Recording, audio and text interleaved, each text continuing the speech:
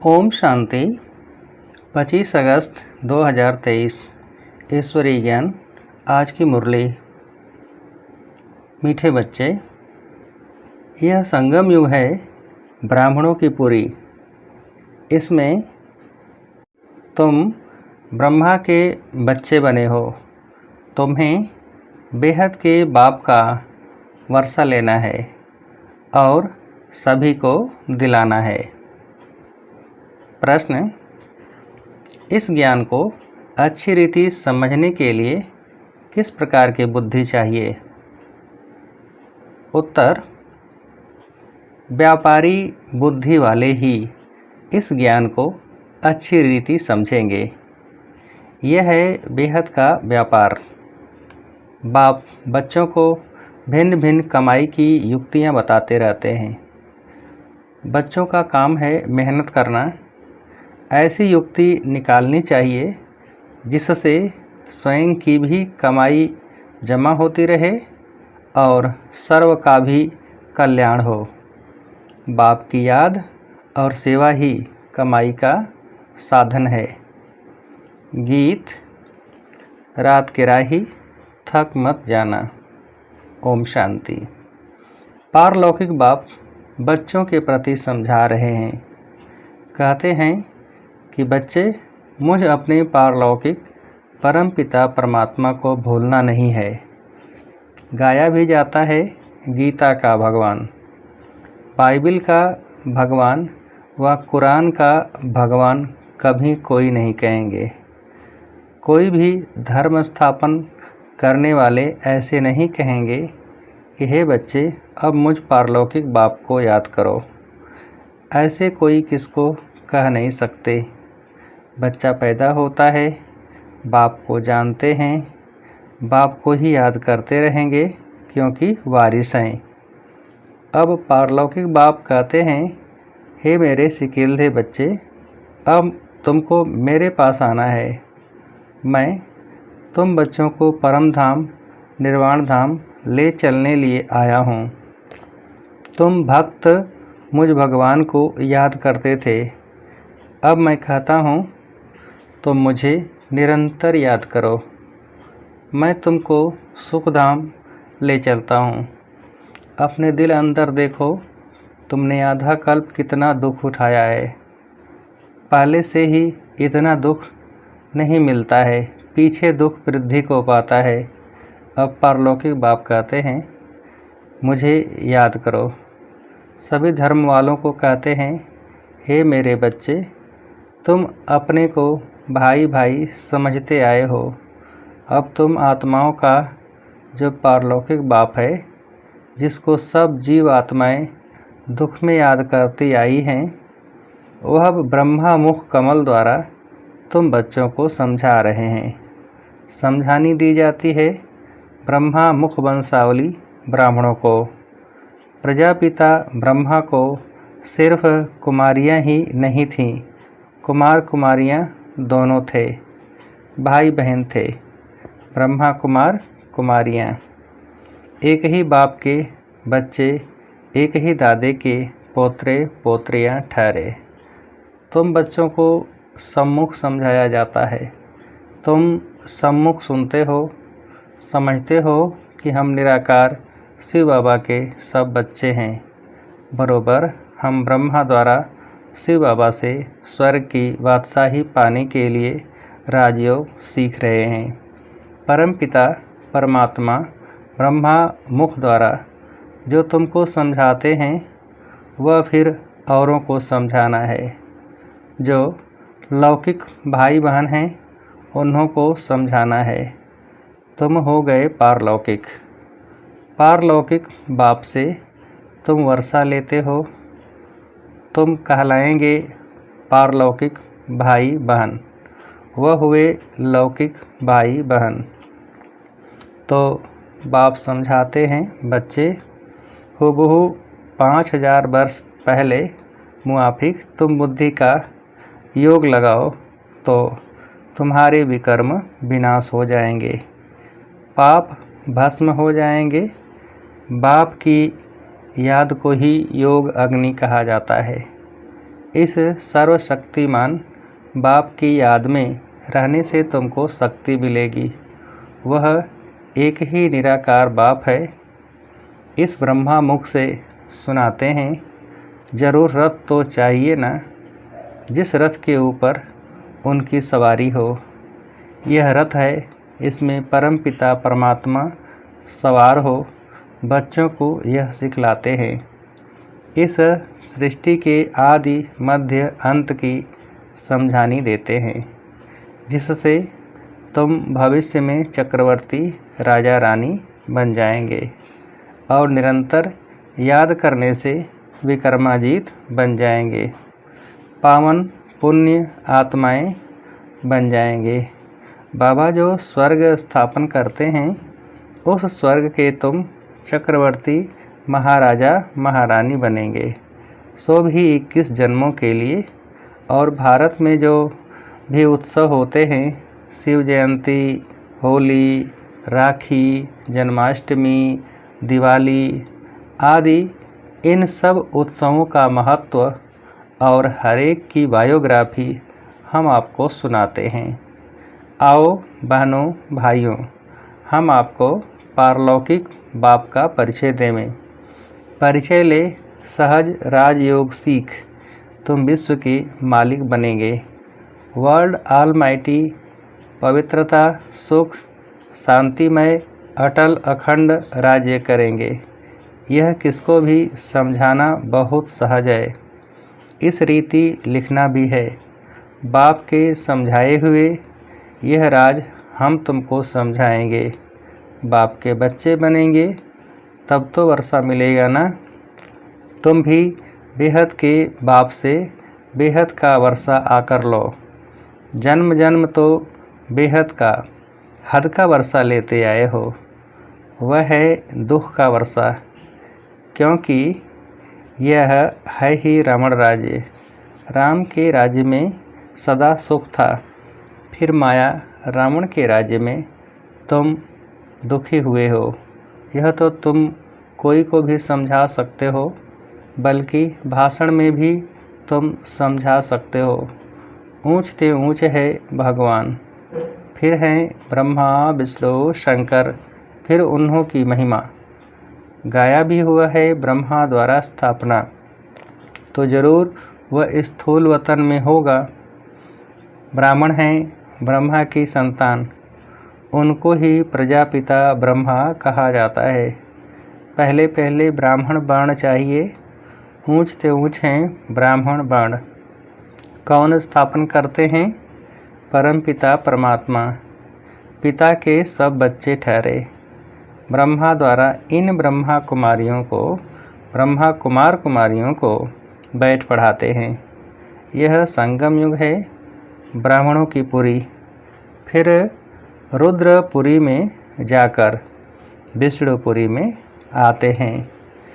पहले पहले रुद्र माला में वह आएंगे जो निरंतर याद करेंगे।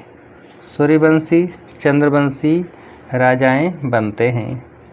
तो इस समय परमपिता परमात्मा द्वारा राजयोग सीखने से राजाई पद पाते हैं। बाप कहते हैं कि निरंतर मुझ बाप को याद करो, बुद्धि का योग मेरे साथ लगाओ। यह है रूहानी यात्रा। जन्म जन्म से तो जिस्मानी यात्राएं करते आए, अब बाप आकर रूहानी यात्रा सिखलाते हैं। कहते हैं मुझ बाप को और स्वीट होम को याद करो, जहाँ से तुम आए हो पाट बजाने। तुम गोरे थे, विश्व पर राज्य करते थे, फिर तुम कामचिता पर बैठ काले हो गए हो, सुंदर से श्याम बन गए हो। भारत बड़ा सुंदर था, नाम ही था स्वर्ग, अब तो नरक है। तुम ही पूज्य से फिर पुजारी बनते हो। तो ऊंच ते ऊंच भगवान शिव, फिर ब्रह्मा विष्णु शंकर, इन द्वारा बाप कार्य करवाते हैं। इन्हों को निमित्त बनाया है, करण करावन हार है ना। ब्रह्मा द्वारा भारत को स्वर्ग बनाने के लिए राजयोग सिखलाते हैं। बाप कहते हैं कि यह राजयोग सिखलाकर पूरा करूँगा तो फिर विनाश होगा। फिर जो नई दुनिया स्थापन करते हैं उनमें जाकर राज्य करेंगे। फिर जितना जो पुरुषार्थ करे सारा पुरुषार्थ पर मदार है। कहते हैं गंगा पतित पावनी, फिर परमात्मा को पुकारते क्यों हो? हे पतित पावन आओ। तो पुजारी भक्तों को भक्ति का फल मिलना चाहिए ना। स्वर्ग में तुमको जीवन मुक्ति का फल मिलता है और सबको शांति का फल मिल जाता है। स्वर्ग में सुख शांति दोनों ही थे। सब सुखी थे जिन्होंने राजयोग सीखा। विकर्म विनाश तो करना ही है, हिसाब किताब चुकतू तो होना ही है, फिर नए सिर पाट बजाना है। सबका हिसाब किताब चुकतू कराए, पावन बनाए, बाप साथ में ले जाते हैं। यह सब राज समझने के हैं। मनुष्य भगवान को याद करते हैं तो ज़रूर भगवान को सृष्टि पर आना पड़े। कहते हैं कि सृष्टि पर आकर भक्तों को भक्ति का फल देता हूँ। मुक्ति व जीवन मुक्ति, शांति व सुख देता हूँ। दुनिया में सुख शांति व संपत्ति ही मांगते हैं। मनुष्य तो संपत्ति के लिए ही पुरुषार्थ करते हैं कि धनवान बने। समझते हैं संपत्ति में ही सुख होगा, परंतु भल किसको कितनी भी संपत्ति है, राज्य तो फिर भी माया का है ना। पुरानी दुनिया है ना, तो पाप जरूर करेंगे। संपत्ति के लिए बहुत पाप करते हैं। यह है ही पाप आत्माओं की दुनिया। इसमें कोई भी पुण्य आत्मा होती नहीं। पुण्य आत्माओं की दुनिया में फिर कोई पाप आत्मा नहीं होती। यथा राजा रानी तथा प्रजा पुण्य आत्मा होते हैं।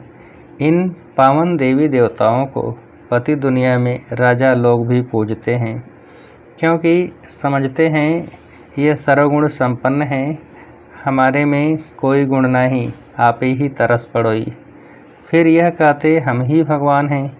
पतितों को पावन बनाने वाला तो एक ही बाप है। पतित पावन कहने से बुद्धि चली जानी चाहिए निरंतर भगवान की तरफ। निराकार उपासी भी होते हैं ना, तो वह निराकार बाप है ऊंच ते ऊंच। जब तक उनका पूरा परिचय नहीं तो उपासना क्या करेंगे। भल कहते हैं परम पिता परमात्मा शिव है, निराकार उपासी है ना। निराकार को याद करने वाले, परंतु वह है कौन, पूरा परिचय चाहिए ना। निराकार को क्यों याद करते हैं, उससे क्या मिलेगा? क्या निराकारी दुनिया में जाएंगे? आत्माओं को तो निराकारी दुनिया में जाने के रास्ते का पता नहीं है। बल सब याद करते हैं, परंतु बिगर परिचय। इस प्रकार याद करने से तो कोई पावन नहीं बनेंगे। यहाँ तो निराकार खुद साकार में आते हैं। मनुष्य तो निराकारी दुनिया में जाने के लिए कितने शास्त्र आदि पढ़ते हैं, परंतु कोई जा नहीं सकते। रास्ते का भी पता नहीं है। जिस्मानी यात्रा के पंडे लोग रास्ता जानते हैं तब तो ले जाते हैं ना। यहाँ इस रास्ते को कोई जानता नहीं जो समझाए। इसके लिए कहते हैं बेअंत है। तो फिर याद कैसे करें? कुछ भी समझते नहीं। कोई ने कहा बेअंत है, फिर कोई ने कहा निराकार है, तो फिर निराकार उपासी बने। आजकल तो फिर कह देते कि हम वही हैं। दिन प्रतिदिन तमोप्रधान मत होती जाती है। जो आता वह कहते रहते हैं। बाप समझाते हैं ऊंचे ते ऊंच बाप गाया जाता है। सर्वव्यापी कहने से तो सब ऊंच ते ऊंच हो जाते हैं। इतने पतित दुखी वह फिर ऊंच ते ऊंच कैसे होंगे? एक तरफ कहते नाम रूप से न्यारा है, फिर उनको पत्थर भीतर में लगाना, इसको ही धर्म ग्लानि कहा जाता है। अभी फिर कहते हम ही परमात्मा हैं। अभी जो कुछ पास्ट हुआ सब ड्रामा है, वह फिर भी होगा। भूल पिछाड़ी भूल, ग्लानि पिछाड़ी ग्लानि करते करते भारत ऐसा पतित हो गया है। बाप का परिचय तो सबको मिलना है। तुम्हारा प्रभाव निकलेगा।